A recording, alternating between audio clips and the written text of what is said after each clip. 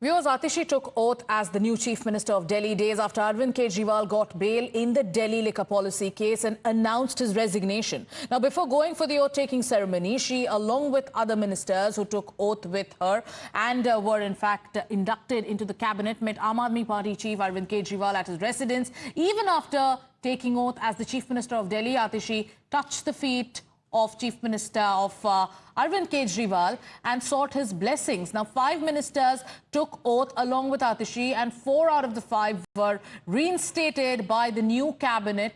And now what we are getting to know is that the fresh cabinet also has a new induction, that is Mukesh Alawat. Now, Mukesh Alawat, a first-time MLA from Sultanpur Majra, is the new face in Atishi's cabinet. The others are Gopal Rai, Imran Hussain, Kailash Gehlot and Saurabh Bharadwaj. Atishi is Delhi's third woman chief minister after Sushma Swaraj of the Bharatiya Janata Party and Sheila Dikshit of the Congress Party. And the Kalkaji MLA has held multiple portfolios in the previous Arvind Kejriwal government. After taking oath, Atishi attacked Delhi LG and branded him as BJP's LG while alleging that he was stalling the development work of the Aam Aadmi Party.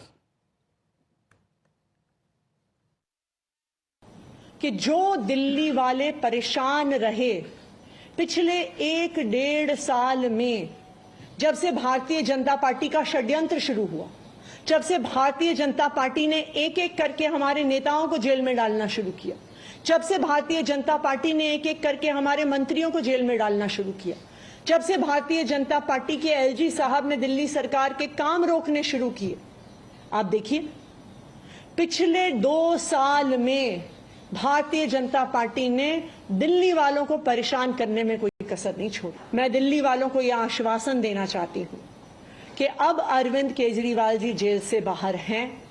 Bharatiya Janata party का कोई भी षड्यंत्र हम सफल नहीं होने देंगे।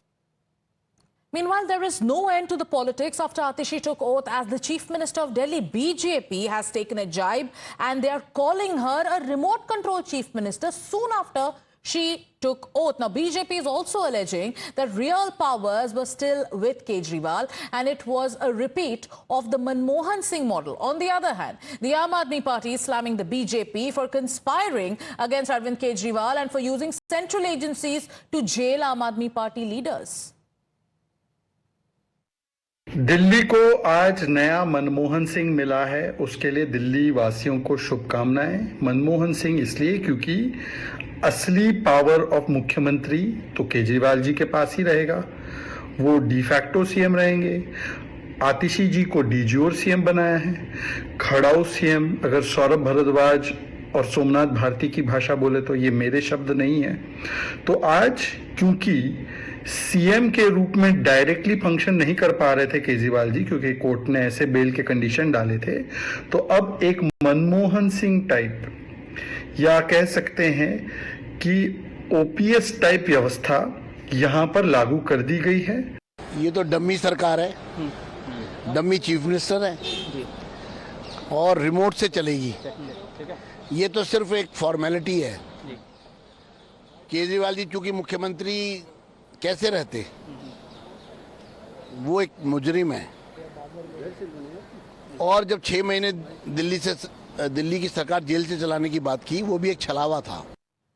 Now, even as Atishi has taken over as the Chief Minister of Delhi, Arvind Kejriwal has only embarked on a road to redemption. The Aam Aadmi Party Supremo is holding a rally at his old Jantar Mantar stomping ground. Now, the rally is called Janta Ki Adalat, which is a reference to Arvind Kejriwal claiming a few days back that it will be People's Court that will decide if he is a Kattar Imandar or not. Here's what the BJP thinks about his move.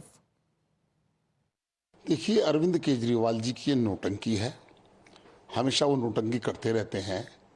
जनता की अदालत उससे बड़ी है अदालत, जो Rouse Avenue court है, जो high court है, सुप्रीम कोर्ट है। इतनी अदालतों में जाने के बाद उनके खिलाफ आरोप तय हैं, केवल ट्रायल चलना बाकी है और जो व्यक्ति दागी हो, करप्ट हो, उसको जनता की अदालत लगाने की आवश्यकता क्या पड़ी है। यह कुछ ना कुछ नौटंकी करेंगे। आने वाले विधानसभा चुनाव को देखते हुए